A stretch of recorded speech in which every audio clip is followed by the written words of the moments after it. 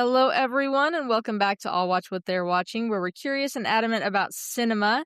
I am one of your hosts, and my name is Kyrie. And I'm Adam. Adam, I have to tell you something really funny happened the other day. One of my friends was like, I just now figured out the curious and adamant about cinema pun. That's awesome. And I was like, yeah, that's on purpose. He's like, has anyone else noticed? And I was like, some people have. Like, it's just in there just kind of to be funny. But anyway, It just kind of made me laugh. That's great. That's awesome. Well, today I know I said this last time, but then we missed a week again because of life, but we are hopefully finally back to our regularly scheduled programming. So we're kicking off this month with just kind of doing what we like to do at the beginning or end of months. We're going to talk a little bit about March, kind of what happened, the good, the bad, and the ugly there, and then we will get into there's already been a release or two in April that we'll talk about, and then we'll talk about just kind of what's going on the rest of April. That sounds fantastic. Yeah, it's been a little bit since we've been out here, and part of the reason we wanted to do this, Kyrie and I, just feels like I don't have any recollection or any like awareness of what is going on as far as movie releases in the next few weeks. Yeah. So it just felt good to, and I even texted you, I went to a movie Friday night, and I just kind of had the feeling of like, I feel like I have to go to this because I don't know what else is coming, and I feel like I haven't been to the theater in a while. Yeah, and to be fair, is it just me or does it kind of feel like last year, even if there weren't good movies coming out, there were at least like interesting things coming out in the sense that like this time last year, the Minecraft movie came out, the live action Snow White came out, which were both, in my opinion, pretty terrible, but they were at least like, oh, this is kind of a cultural experience that we're going through. And then, you had things like Black Bag, which were good.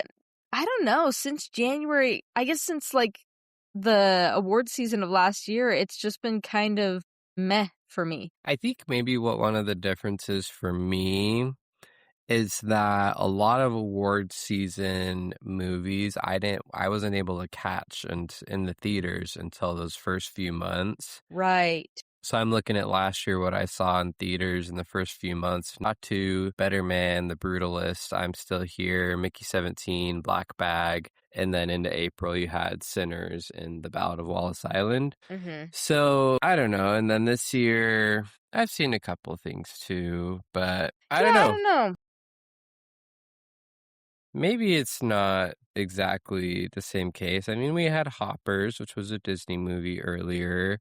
Right. Last month, or in February, there was Good Luck, Have Fun, Don't Die. I saw Avatar, Fire and Ash. January, Testament of Van Lee. 28 years later, The Bone Temple. So I don't know. Maybe it's just me wanting to get back into it and wanting a lot of movies to come out that I want to go see. Who knows? But well, and it could regardless, that's what we're doing. Yeah, and it could be, too, that I have just been picking, the movies that I've gone to see. I've just been like, okay, 2.5, okay, 3-star. Like, I mean, I told you I watched Wuthering Heights, and I wanted that one to be good. And I walked out just being like, that sucked. And so, I don't know, maybe that's just it, is that the movies I've been excited about have been kind of a letdown. So, I don't know, but we'll definitely get into a few of them. I am very excited to hear your thoughts about Project Hail Mary. March, the big thing that kind of came in swinging. We'll talk about a few others, but I really want to hear about your experience with Project Hail Mary. Yes, I liked it. You'll hear more next week. Okay, next why? Week. It'll fit better in our top episode 3. next week. Yep. Yeah, next week we're going to be talking about our top space sci-fis, and so I'm just going to wait to talk about Project Hail Mary until then, because I feel like it sent me into this huge watching of space sci-fi movies and stuff like that, and so I'll talk a little bit more about it then, because it'll be more appropriate. Just to be clear, when I'm crafting my list, and I guess for those listeners as well, if you want to, I like knowing the top 3s ahead of time on other podcasts because I like forming my own ideas. So we're doing it specifically top 3 like space films, like space sci-fis. Yeah, like I wouldn't count any like Star Wars, Star Trek, Dune type movies. Okay. Even though those have obvious space elements in it, but I'm really thinking more of like a Project Hail Mary, Interstellar, Space kind of as Those this type. large entity that is either, that the protagonist is either being helped or hindered or exploring or something like that. Space is kind of this big entity that is central to the plot. Right. Okay. Interesting. Yeah, I know what my number one is, which will be no surprise to anyone. But sounds good. We will then save our discourse on Project Hail Mary. I did like it. Just for the listeners who haven't seen it yet, do you want to at least say just brief opinion on how you felt? I really liked it. Okay. I think I have the great sweet spot of like I read the book, but I read the book literally 5 years ago. So Right. I remember a lot of like broad strokes, but not a ton of specific details. So I think it was kind of the perfect coming into it and not being annoyed by things I knew were going to happen and also not being annoyed by things I knew were missing. So Gotcha. I felt like that was a good balance, but really, really great movie. So if you haven't seen it, I would highly recommend getting out to go see it in the theaters. This is definitely a movie that you should be in the theaters seeing. And then I know you talked about it a little bit, but just kind of because we're, kind of doing our recap. I don't think either of us got to The Bride, did we? Yeah, I forgot that released. Yeah, No. no, it's that's one of those ones. It's like a really, and we've talked about this, but if a movie is releasing in these first few months of the year, it's likely that the studio doesn't think or doesn't want to campaign very hard for award season. Yeah. The Bride is a movie that, if it were good, it probably would be releasing later. Or sorry, let me rephrase that. If the studio Yeah. thought it was good, they would think that. From what I've heard about it, is that what people compliment is that it does take sort of big swings and does seem to be somewhat self-aware. Yeah. But the criticisms is that it's just not. It's a little heavy-handed. So I don't know. Probably It's won't. one of those that I would, because it's Christian Bale, it's Jesse Buckley, Maggie Gyllenhaal is the director. I would be curious to see if in 10 years this becomes almost like a cult classic. I don't Sure. know if it will. It might just fall flat on its face, but just based on, I've heard there's lots of big swings. You've got the drama, horror, romance of it. It is based on The Bride of Frankenstein, which is kind of, a piece of classic cinema, even a piece of classic queer cinema, honestly. So Mm-hmm. I would be curious. I could see it being forgotten forever, or I could see it being something that is like just snowballs on like streaming and home video. But we'll see. Yeah. Yeah. That'll be interesting to see. And then I know, saw Hoppers. Yep. Yep. We talked a little bit about that, I think. I did not go around seeing this, but I know some people did. Reminders of Him. It looked like a Mm-hmm. schmaltzy dramatic romance, and I was like, I don't care all that much. But I don't know. It made 44 million. No, internationally, or so worldwide, it made 74 million, which is, that's not nothing. Yeah, it's a Colleen Hoover adaptation, so that makes sense. It's one of those movies that you see the trailer. I probably saw it 8 or 9 times, and it's the sort of trailer that you watch the entire movie through the trailer. So you're Right. like, okay, what's the Don't point need of to see the that? movie now. Yeah. Yeah. Another one that I honestly was kind of interested by, the horror sci-fi thriller Undertone, which was about the podcast host. And I thought it looked like creepy and interesting when I saw trailers and kind of early comments on it. And then I had some people on Letterboxd go see it and basically say it wasn't very good. So that kind of, there was one night I was like, maybe I'll go see that. And then after I kind of saw some more reviews, I was like, maybe I won't. That happens for sure. I did also get the chance while I was waiting around for Project Hail Mary. I Mm-hmm. saw Blue Whales Return of the Giants, which was a Okay. 2023 IMAX documentary narrated by Andy Serkis. And Oh, I'll bet that's so shout out good. to Blue Whales. So that was pretty cool. The sound in there was pretty awesome in that movie. I'll bet. Yeah, it was really cool. So protect nature, protect blue whales. That was fun. Not a recent release, but cool. The Planet Earth movies, I always tend to those are almost like my comfort series. Like when I don't feel well and I don't want to think, I'm just like, what's happening in the African savannah?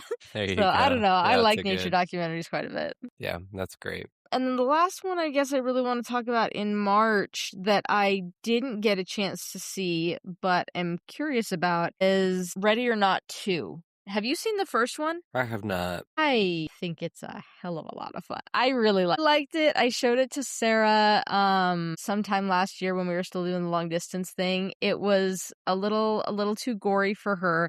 And I mean, we've talked about this. You and I are both a little squeamish when it comes to gore. So I will say, like, there are times I averted my eyes. There were times where I was like, that's a lot of blood. But I think it's really, really fun. Like, I genuinely think it's a blast to watch. I mean, the premise is basically this woman marries into a family that they are like game tycoons. They have board games, card games. That's how they've made their money. And so the guy that she marries seems almost scared, like, about their wedding night. So they have the wedding. They all meet at midnight, and he's like, "This is a tradition in my family. We have to do it." And there's this box that spits out a card, and that says what game you have to play. And it could be anything: backgammon, old maid, chess, whatever. Any other game, you play the game, and then that's it. That's the night. But if it pops out hide and seek, the idea is the family has to catch the new member of the family, and they sacrifice her to this demon it's basically the devil that is responsible for their fortune, and they have until dawn to do it. So that's the premise, is she doesn't really know what's happening other than she's like, okay, we're playing hide and seek, whatever. And it's, at the beginning, it's her new husband trying to help her. He doesn't want to help his family, whereas the family is, some of them are just like, this is dumb, but it's tradition. And some of the members of the family are like, no, we have to do this or we will die. And so that's the premise. And so Ready or Not 2, I know, is now, there's more families in the neighborhood. It's kind of, the leader of the villain seems to be Elijah Wood, which is why he's done a lot of like interviews and stuff lately, and somehow her sister has gotten involved. That's really all I know. But I've heard that, it's not as good as the first one, but it's still fun, even if it's not terribly good, if that makes sense. Yeah, I'm glad you gave that big summary. I'm really surprised that that's one that you were fond of. And I'm surprised that you didn't go out and see the second one. It's a difference of, I mean, we know the last month, honestly, has been kind of a madhouse of midterms, Oscars, just stuff in general. Started writing for the student paper. Like, you've had things going on with work and family, and so it's just kind of been a nonstop madhouse. And I haven't had, I mean, the only two movies I've seen the past few weeks, I saw Project Hail Mary, and then the one that I'm going to talk about for April, which is the Super Mario Galaxy movie. So Right. I don't know. It's one that maybe I'll think about going to see it sometime this week. At the very least, I hate to be this person, but I'm like, there is always, streaming, and it'll be out on home video, and I like my physical media too. So we'll see. But one last quick little plug, also not like recent as in the past month, but I did get to see a Korean comedy drama called A Taxi Driver, and pretty much sobbed my way through like a good 30 minutes in the middle. So just, it's on Amazon Prime right now. It's free to watch. I think it's an incredibly powerful piece of cinema. I loved it a lot. I laughed, I cried. Like, it affected me emotionally more than a lot of movies do. So just quick plug, like I said, it's on Amazon Prime for free, but really, really loved A Taxi Driver, Korean film. Great. Yeah, I'll have to go check that out. I will say, before you get to Super Mario Galaxy, I did get the chance to see the Zendaya, Robert Pattinson Yeah. the drama, and I don't know how to feel about it. It is, Interesting. Okay.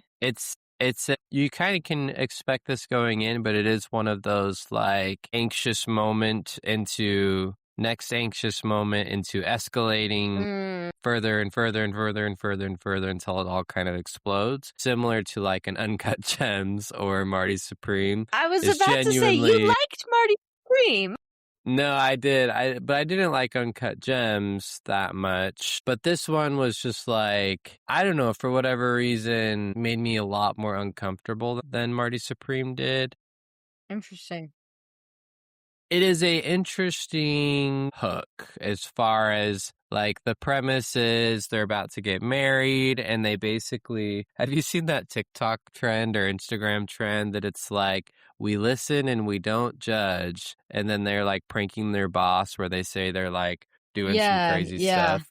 Mm-hmm. That's basically what happens is they do a game of like what's the worst thing you've ever done, and it gets to Zendaya's turn and she says something that everybody at the table kind of like freaks out at, like, oh, are you a Mm. psychopath? And I won't spoil what that is, but what I will say is that it's like it borders on insensitive versus Okay. like I think it asks the viewer a good question. So Zendaya and Robert Pattinson, they see their wedding DJ and they think she's smoking heroin. And so then they're talking with their friends about it, and it's like, well, we should fire her, right? And Zendaya's like, well, we shouldn't judge someone based on their worst day or the worst thing they've ever done, and that kind of sparks it into it.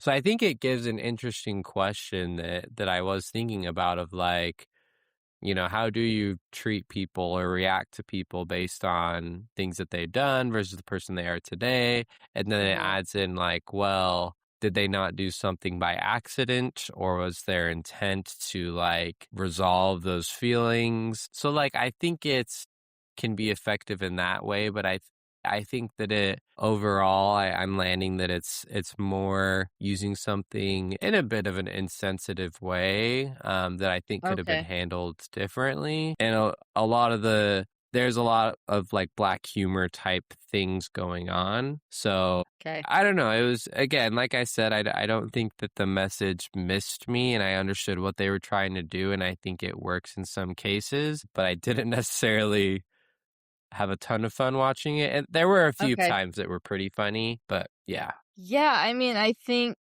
a lot of what not some of what you were saying applies to yeah, the the thing I got to watch the other day. Which yeah, is the Super Mario Galaxy movie. Now, you've seen the first one, right? The Super Mario Brothers movie? I don't know if I finished it, Okay. but yeah, it's been on a few times with Oliver. It was one that I was very angry about when they, like, announced it and it was coming out, and then it made, like, a bazillion dollars, and I was really I don't know, I was really obstinate against it, I think because I love Mario, and I was like, "What's Chris Pratt doing? Voicing my little Right. Italian plumber." And then my coworker finally he had a really nice steelbook of it, and he basically came to work and handed it to me and said, "Go home, watch it, let me know what you think." So I had a decent amount of fun with the first one. I didn't love it. There was a lot of, it being like, look, we're Nintendo. We own this and this and this and this. Isn't that cool? And so, the Super Mario Brothers movie, there was things that I was like, this is dumb. This is a lot of, key jangling. This is whatever. But there was a lot I liked about it. I thought Charlie Day was really fun to voice Luigi. Chris Pratt was okay. I don't think Anya Taylor-Joy was very good. And I do think that Jack Black stole the show as Bowser. I think Hmm. Jack Black as Bowser is because just a general gripe that I have about animation nowadays is I don't like that we just grab random big name actors and throw them in there. Like voice acting is its own art form, and it's kind of like how Right. like sometimes stage acting doesn't translate well to the screen. I kind of feel like sometimes screen acting doesn't translate super well to voice acting. Like there's a set of skills there. And I think that Jack Black in the first one was the only one really qualified to be voice acting. Because I think he's just got, as a comedic actor, I think he's naturally just kind of got chops for it. And, he's done a lot of others. He's done Kung Fu Panda. He's done the Yeah. voice acting gig before. Thought he was great Jack as Black Bowser in the is first one. definitely Jack Black is definitely not the issue by any stretch of the No. imagination on these movies. He's amazing. Beyond just saying he's not the issue, I would say he is the strongest part of the films. And I will say this about the first one as well, best looking thing that Illumination has ever put out. It's pretty. Like there are moments where I'm like, that is really, really gorgeous. That's some really impressive stuff they're doing there. It's pleasant to look at. So all that to say, Super Mario Brothers movie, I was a little lukewarm on, but I also went in being like, I'm not gonna like this thing, and I actually did like it. I thought it was fun. Wasn't something I returned to, but I had a good time with it. The Super Mario Galaxy movie is not good, and that's Sorry to hear that. yeah, that's frustrating because I did want to. Watching the trailers, I felt myself getting a little bit hyped about it because I'd seen the trailer like 5 times because it's been a trailer since like November. I had like fun with it. Because Bowser, you see it in the trailer. Bowser is about 2 or 3 inches Right. tall now. Like, I thought that little scene was funny. It was like, oh, they're introducing Bowser Jr. That's going to be interesting. The Princess Rosalina. Like, you see some Mario Kart things. Like, there was just some stuff about it. Yoshi's now here. There was stuff that I was like, this is going to be fun. Like, this is going to be a good time. I'm excited to see the Easter eggs again. Like, I'm really excited for what's going to happen here. It struggles. Like, the big thing is in the first one, there's a plot, albeit a pretty weak plot. It's basically a through line to just show you, look at all these cool Easter eggs. I struggle to even say what the plot is in this one. Like, there's a series of little, like, events where I'm like, okay, Princess gets kidnapped. Peach goes to save the Princess Rosalina. I don't remember how Yoshi, Mario, and Luigi ended up going with her because she leaves the Mushroom Kingdom and then they end up meeting with her later. I don't really remember how or why that happens.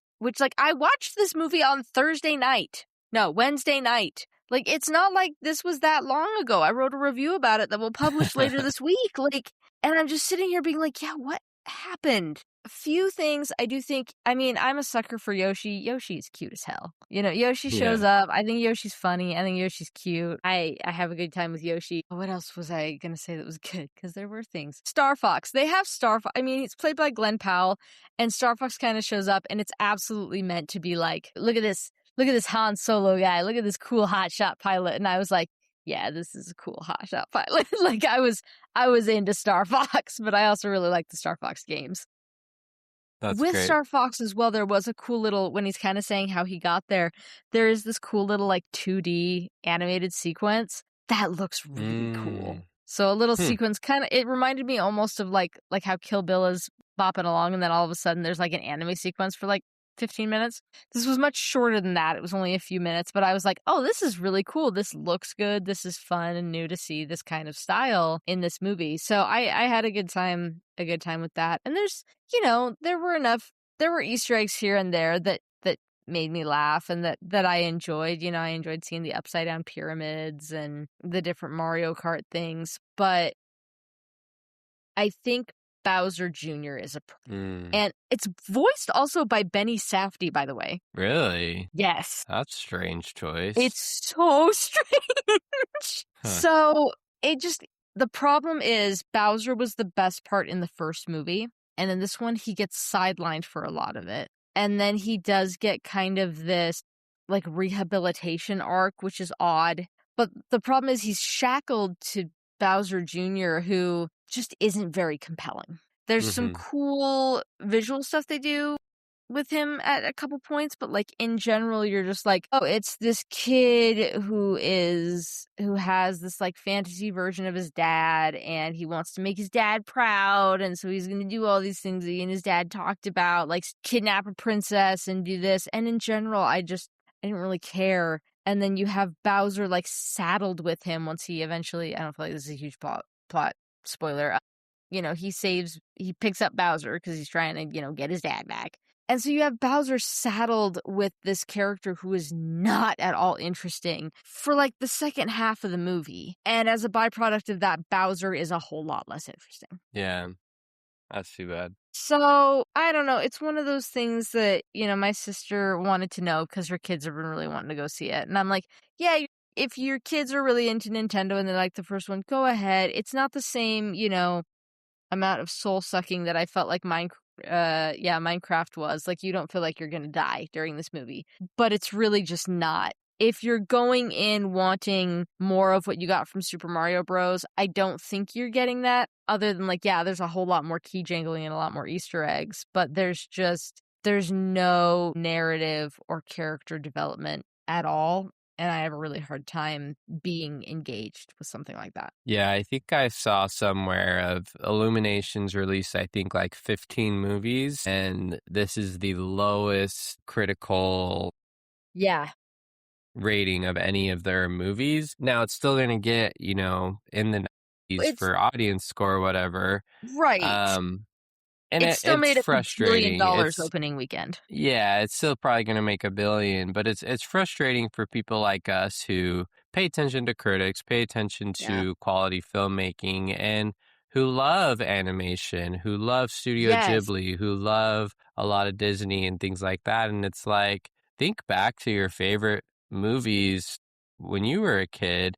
They're like critically good movies. Yes. So we Yeah. should hold our standards higher, in my opinion, and demand that the movies that, we should have a good Super Mario Brothers movie that's I good agree. because it's good and not just because it's nostalgia and explosions and Look, things there's like that. Koopas. So, Look, there's a Mario Kart. Look, there's like okay, yeah, cool. yeah, Yeah, I disappointing. don't know. It's it's fine. There were again some pretty visuals. I still think the visuals in the first one were better, but this one does have some moments where I was like, that's really pretty. Oh, that's really cool. But like I said, unless you have kids that are dying to see it, I don't feel like I can recommend it. I would just skip it. Yeah,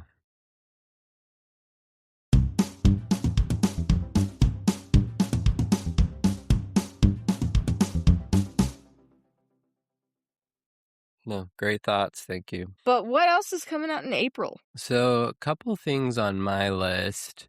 There's a new Hamlet movie with Riz Ahmed. That's exactly That the one I is was going to like, bring up. yeah, it's a reimagining, so it's not like set when Shakespeare would have said it. It's like modern day reimagining. So I'm intrigued. I really like Riz Ahmed. The reviews look so far, because I think it released internationally already, and the reviews aren't like this is the best thing ever, but it seems like it's solidly decent. Uh-huh. So I would imagine it's something that would be enjoyable to see. Yeah, that's kind of the one that I've been looking at too, that I'm like, huh, this could be something here. Yeah. Other than that, I don't know. There's one that I'm a little interested about just because I like the lore around this character. It's literally just called The Yeti. Mm. I don't know if it's going to be very good, but I find like Bigfoot, Yetis, Loch Ness Monster, like I kind of find that the lore around that just kind of interesting. So I haven't really heard much of it. I don't know many of the people who are in it or directing it, but it is one that I'm just like, I don't know. I'm not expecting much from it, but I would be happy with a fun little schlocky horror film. So we'll Yes. see. I haven't heard anything about that, but there is going to be a new Lee Cronin's The Mummy that is also Yes. releasing this month. Lee Cronin's done a couple other horror movies like Evil Dead Rise. Mhm. So I've heard a few people talk about that a little bit. So that one, I will not be there, but I'm sure people will enjoy that. But there's another one we've been intrigued about for a while based on the trailers. Unfortunately, I think this is either going to be interesting or really bad.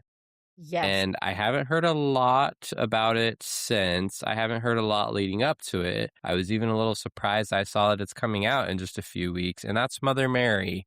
This Yes. is Anne Hathaway, where she plays a big pop star, and it seems to be giving some Black Swan type vibes. Um, not I exact also plot, but just just kind of the like those type of vibes. yeah.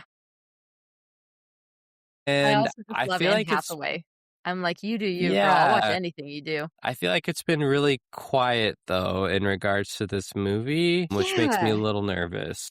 Because there was a trailer for it. What? It was like December or January. And because I remember you sent it to me literally within like the hour that I had seen it. I was like, yeah, I just saw this. I was going to text you about it later. And you and I were both like, this looks looks like it could be kind of good. Like it looks kind of Yeah, creepy, but we're kind of into it. And I haven't heard hardly anything since. right. Comes out in 2 weeks, so 2 weeks. So I mean, we'll see. theoretically, if, sometimes they will, like Project Hail Mary, it was about 2 weeks out that they started letting sort of Yeah. early critics and social media people in and started reacting. So I hope to hear stuff soon. Again, we've talked about the closer you get to release date without hearing critics is worrisome. So we'll see. Yeah.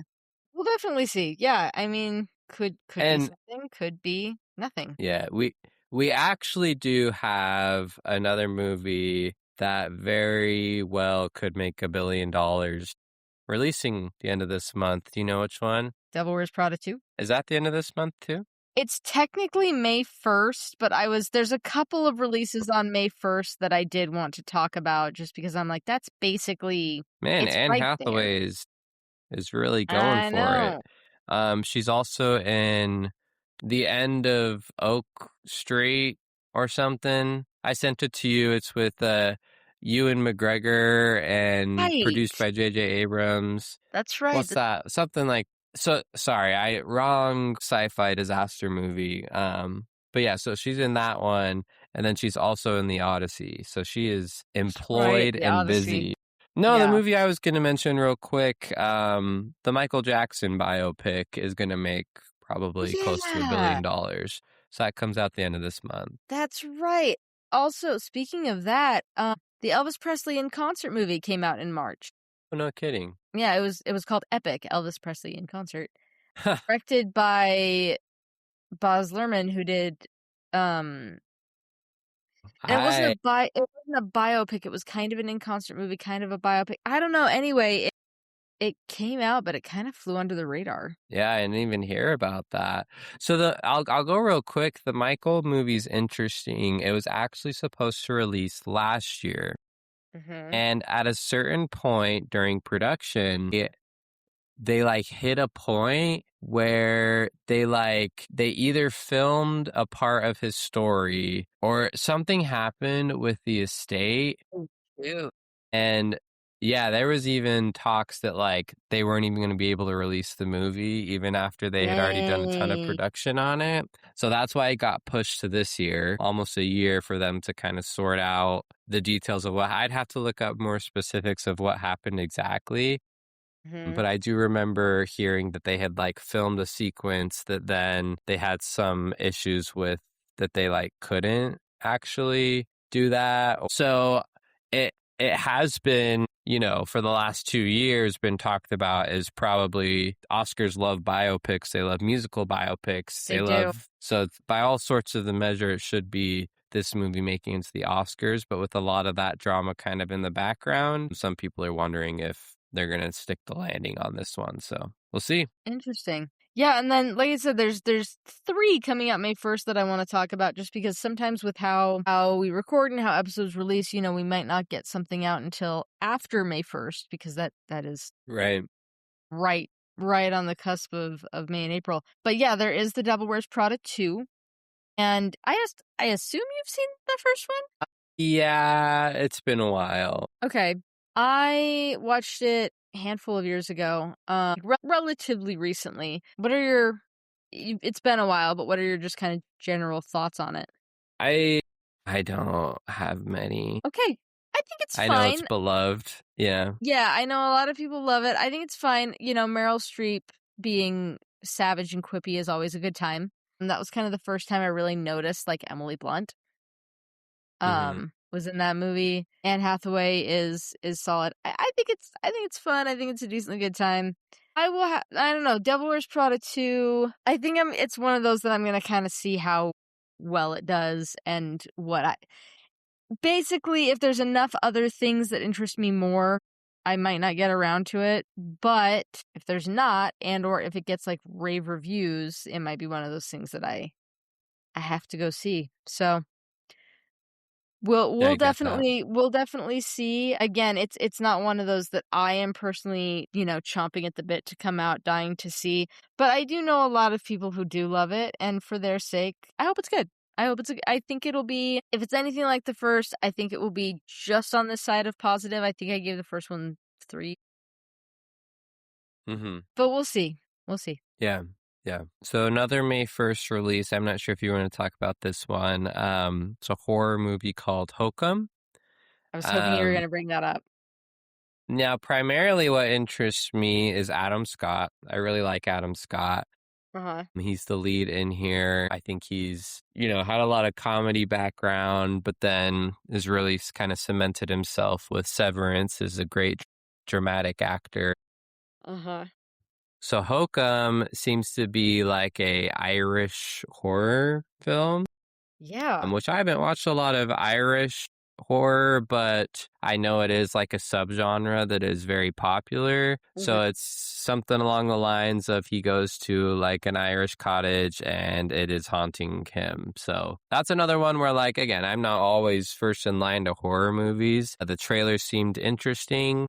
If it gets really, really good reviews, then I'll be like, okay, I'll go see it.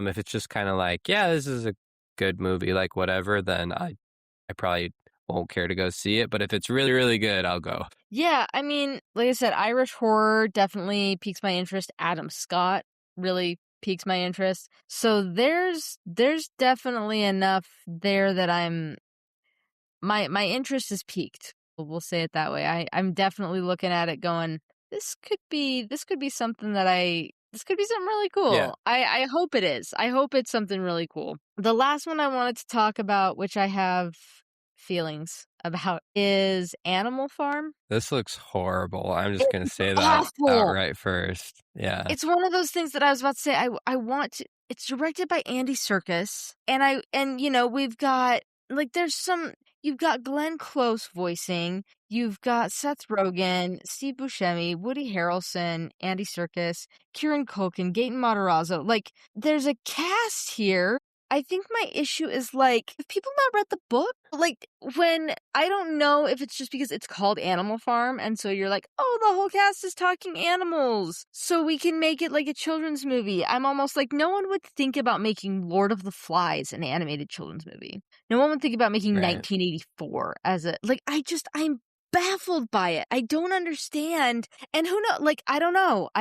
There is a chance that in a month I will be eating my words. There is a chance that in a month I will be going, I was dead wrong. Andy Serkis is brilliant. This is absolutely a satirical commentary on dictatorships and equality. So I might be eating my words in a month. But where I'm at right now, I'm like, this looks like it's being played for cheap laughs.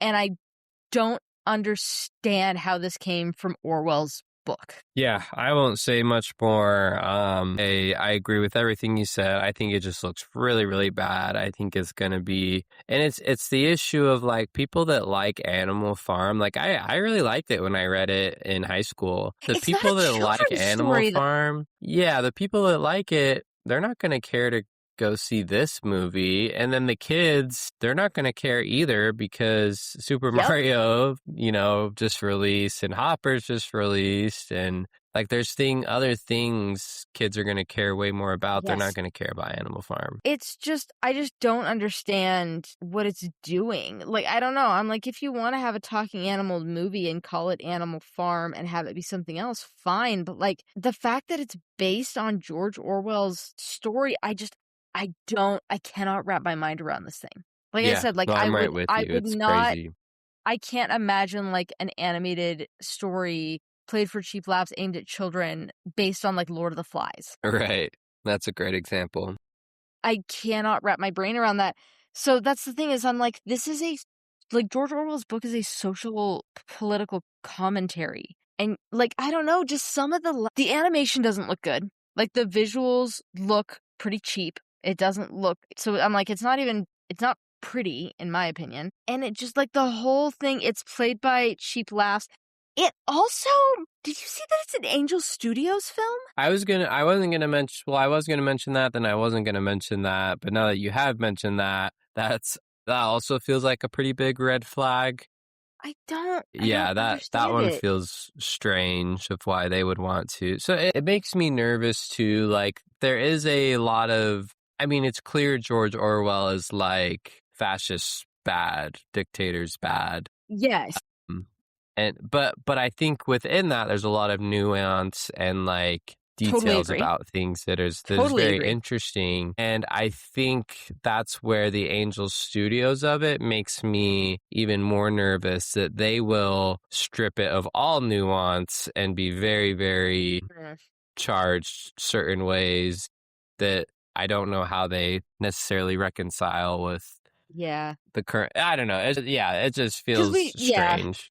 I know it's one of those things where with media, people are like, we don't want to get too political. On that same vein, I do feel like cinema has always been political. And so we kind of have to talk about it. Yeah. Angel Studios is interesting where I've actually seen a good chunk of The Chosen and I actually quite like it. I think it's a new take on a story that we've, you and I both grew up very religious. I'm going to the Easter service right after we record. So I quite like The Chosen. I think it's a new take on Christ, but I also saw King of Kings, which that was also about a year ago, which I did not care for. I thought same thing. It looked pretty bad. I felt like the animation style was actually pretty racist in some of its, I don't know. I think it was going for abstract. It came across to me as pretty racist. Having Oscar Isaac voice Jesus was also very distracting because Oscar Isaac has a very distinct voice. Yeah. I thought it was perfectly whatever. I thought it was fine. But then I know David came out last year, which I did kind of want to see and never got around to it. So I don't know. I'm confused I'm just confused, I think, more than anything else. Like this amalgamation of voice actors, the direction by Andy Serkis, the fact that it's based on a George Orwell book, the fact that it seems to be aimed at children. Because the tagline is Animal Farm, a cautionary tale. And in that, I'm like, okay, I agree, it is a cautionary tale, but also you spelled tail Tail, which I'm like, okay, weird little pun. And then the fact that I Angel don't think it's Studios going to work behind it, the fact that it's rated PG, I don't get it. I don't know. I know that I've been ranting, but it's less, like part of it is me just being like, yeah, this looks very bad. The other half of me, though, is just like, I am so baffled. I'm so confused. I do not understand. It's already, sorry, I'm just looking. No, you're good. Take your time. It looks like it's either review bombed or the people that have seen it have not liked it. It is on Letterboxd. It's lots of half-star reviews, like 500 of them so far. Yeah, We'll I see. don't know. It's gonna be interesting. Part of me wants to see it out of like a morbid fascination with what this thing even is, and the other part of me is like, I don't want to support this thing because it looks like an abomination. So we will see.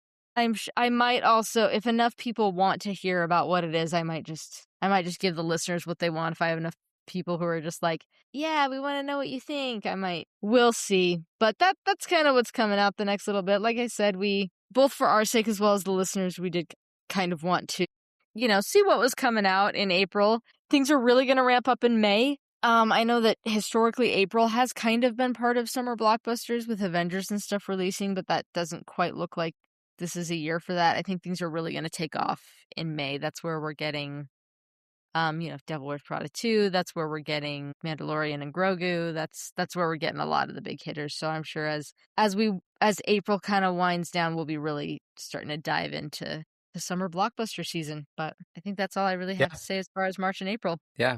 No, hopefully we'll get back into it and a lot of good movies will come out. So I'm sure there'll be some surprises that come out that we'll have to go see that we didn't mention.